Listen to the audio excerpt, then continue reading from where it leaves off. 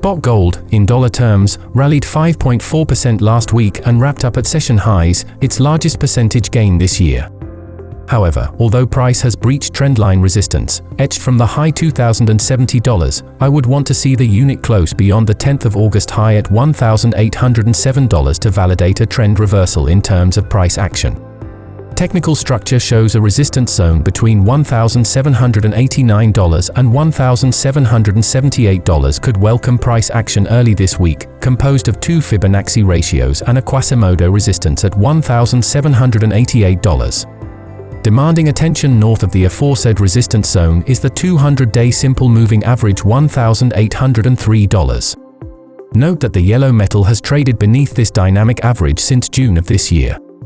A rejection from the noted resistance turns the radar to support at $1,725, accompanied by a decision point at $1,701 to $1,722.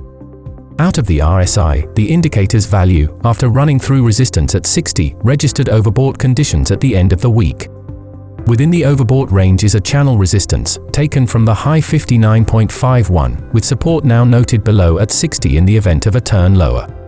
In view of RSI resistance, along with price resistance between $1,789 and $1,778, and the 200-day simple moving average, a rejection of the said structure may be seen this week. At that point, assuming sellers hold their ground, a scenario whereby dip buyers attempt to make a show from the decision point at $1,701 to $1,722 could also develop.